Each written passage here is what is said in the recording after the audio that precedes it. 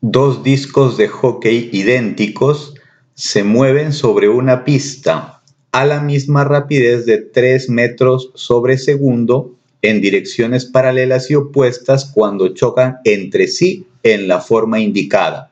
Si se supone un coeficiente de restitución e igual a 1, determine la magnitud y dirección de la velocidad de cada disco después del impacto. Estos problemas se analizan visualizando el instante en el que chocan los objetos. En ese instante se grafica el plano de contacto y perpendicular al plano de contacto la línea de impacto. El impacto es central porque los centros de masa de ambos objetos se hallan sobre la línea de impacto. En esta figura se ve claramente que el impacto es central. Está dibujada la línea de impacto sobre los centros de masa de los discos. En otras figuras no se ve tan claro porque los objetos no tienen forma circular, tienen forma trapezoidal, por ejemplo. En ese caso hay que recordar que estamos estudiando la cinética de las partículas. Esto quiere decir que todos los objetos son puntos y que por tanto todos los impactos son centrales.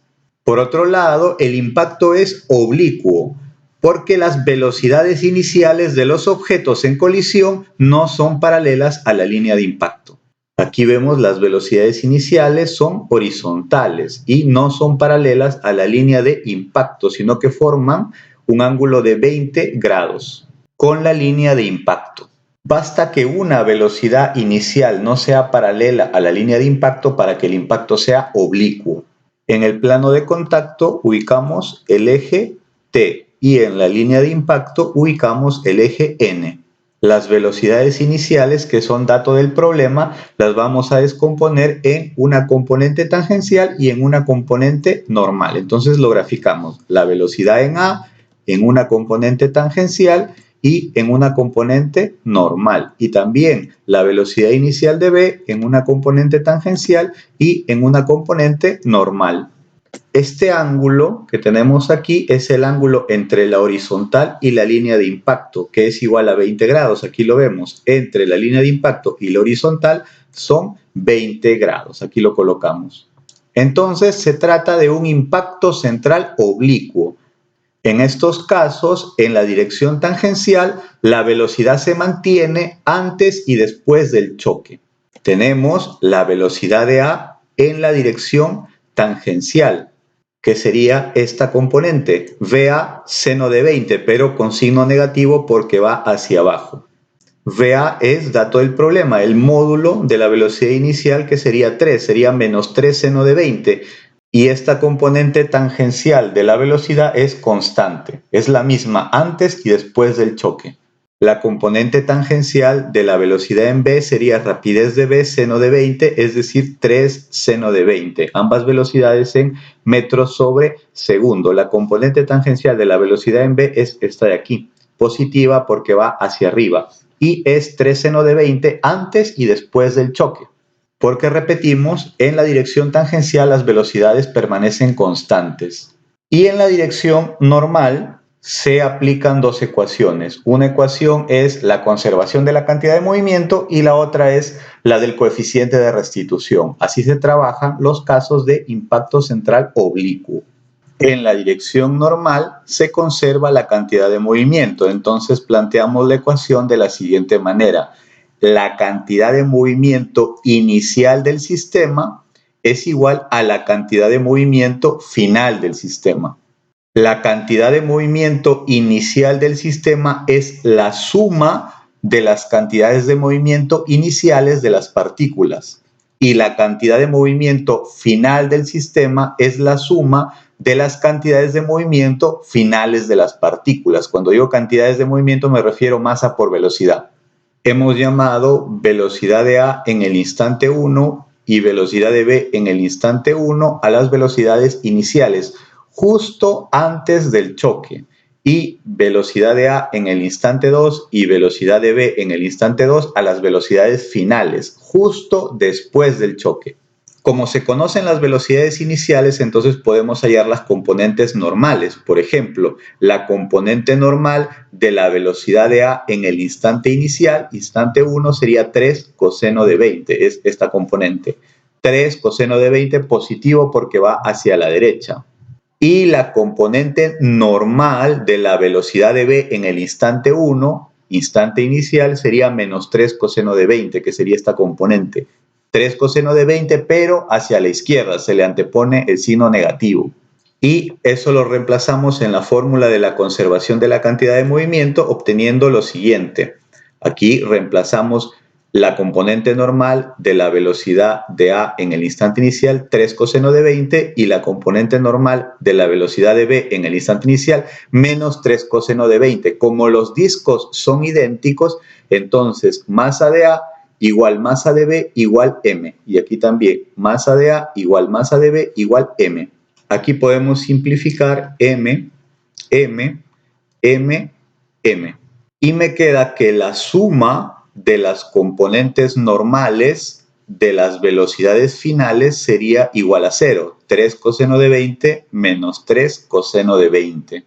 Y luego el coeficiente de restitución es la razón entre la velocidad relativa justo después del impacto y la velocidad relativa justo antes del impacto. Entonces, la ecuación sería que E, el coeficiente de restitución, es igual a la razón, la relación o la división entre la velocidad relativa justo después del impacto, es decir, en el instante 2. Colocamos en el numerador la componente normal, estamos en la dirección normal, la componente normal de la velocidad de B en 2 menos la componente normal de la velocidad de A en el instante 2. Y en el denominador, la velocidad relativa justo antes del impacto, es decir, en el instante 1. Entonces, en el denominador colocamos la velocidad de A en el instante 1, pero la componente normal, menos la componente normal de la velocidad de B en el instante 1. ¿En qué orden colocamos velocidad de B o velocidad de A? En cualquier orden, pero hay que tener en cuenta que si en el numerador colocamos primero la velocidad de B y luego la velocidad de A, en el denominador hay que invertir el orden, es decir, primero la velocidad de A y luego la velocidad de B, pero también se puede elegir el orden inverso tanto en el numerador como el denominador.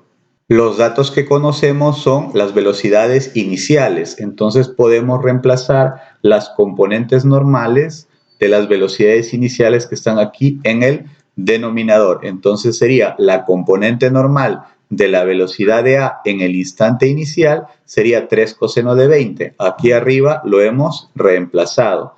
Y la componente normal de la velocidad inicial de B, aquí lo hemos reemplazado, es menos 3 coseno de 20.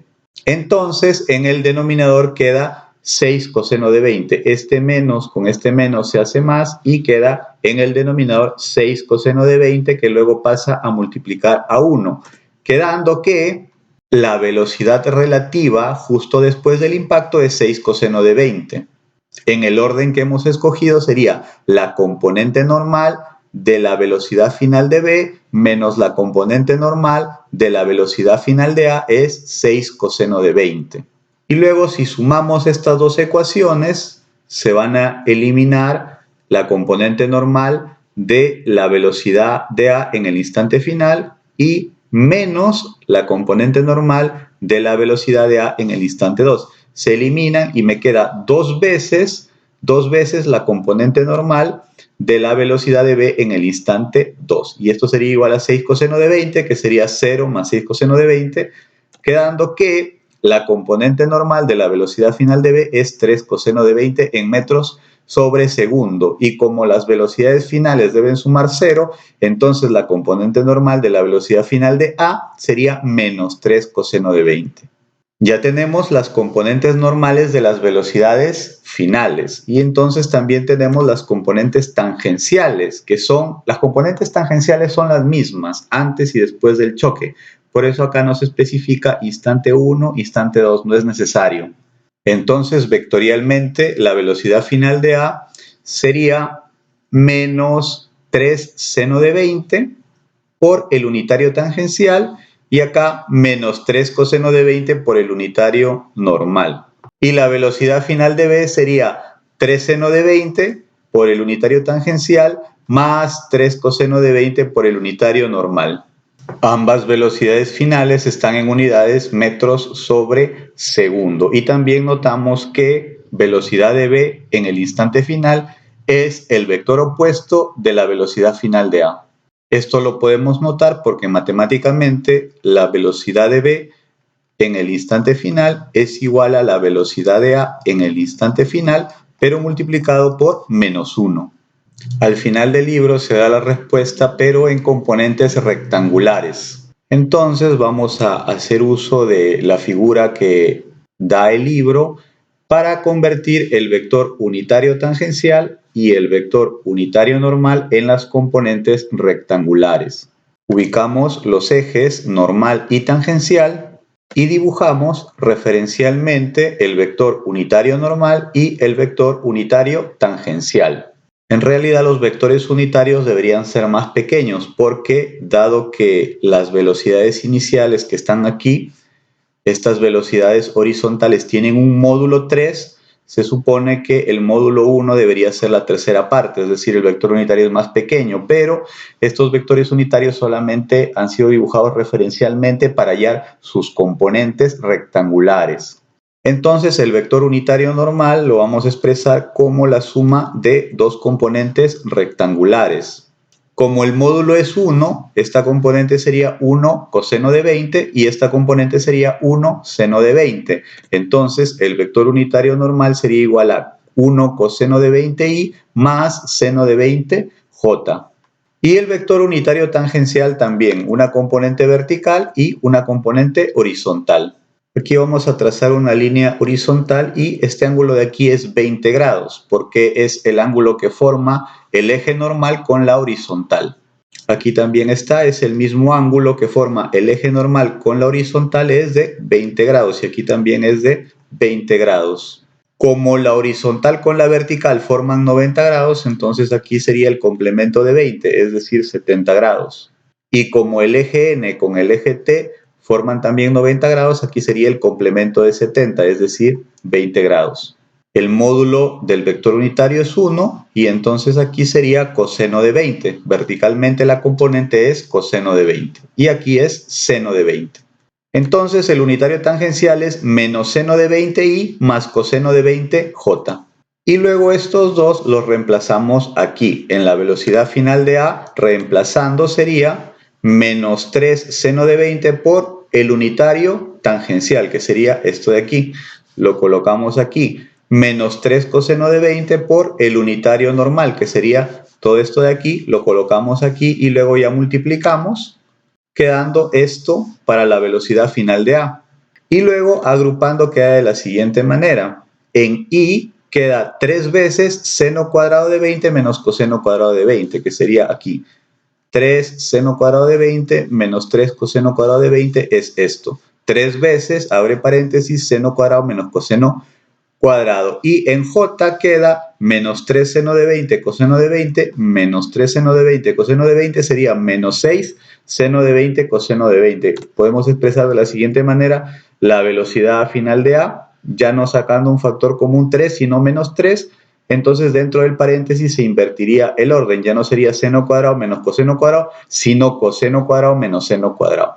Y el menos 6 seno de 20 coseno de 20 podría ser menos 3, abre paréntesis, 2 seno de 20 coseno de 20 para poder aplicar fórmulas trigonométricas de la siguiente manera. Menos 3 coseno cuadrado de 20 menos seno cuadrado de 20 coseno del ángulo doble, coseno de 40. Y aquí 2 seno de 20 coseno de 20 seno del ángulo doble, seno de 40. Quedando que la velocidad final de A es menos 3 coseno de 40i menos 3 seno de 40j. En unidades metros sobre segundo. Vamos a graficarlo. La componente horizontal es menos 3 coseno de 40, es decir, 3 coseno de 40 hacia la izquierda. Y la componente vertical es menos 3 seno de 40, es decir, 3 seno de 40 hacia abajo, siendo la resultante de ambas, es decir, esta diagonal, la velocidad final de A. Si dividimos el módulo de la componente vertical entre el módulo de la componente horizontal, me da tangente de 40. Quiere decir que el ángulo es de 40 grados, el ángulo de la velocidad final de A con la horizontal. El módulo de la velocidad final de A es de 3, porque si elevamos aquí el menos 3 coseno de 40 al cuadrado y elevamos aquí el menos 3 seno de 40 al cuadrado y sumamos ambos cuadrados me da 9, porque seno cuadrado de 40 más coseno cuadrado de 40 es igual 1. Y sacando la raíz cuadrada de 9 sería 3. Entonces el módulo de la velocidad final de A es de 3 metros sobre segundo y el ángulo de inclinación con respecto a la horizontal es de 40 grados, pero está en el tercer cuadrante. Quiere decir que la velocidad final de A es hacia la izquierda y bajo el eje X. Y de esa manera se puede dar también la respuesta, es la manera como la da el libro. Y luego la velocidad final de B sería el opuesto, el vector opuesto a la velocidad final de A. Es decir, si la velocidad final de A es menos 3 coseno de 40 y menos 3 seno de 40J, la velocidad final de B sería 3 coseno de 40 y más 3 seno de 40J, el opuesto, es decir, multiplicarlo por menos 1. O también se puede dar de la siguiente manera. Decimos que el módulo de la velocidad final de B es de 3 metros sobre segundo y está dirigida hacia la derecha y está orientada arriba del eje X 40 grados. Esa sería la respuesta para la velocidad final de B.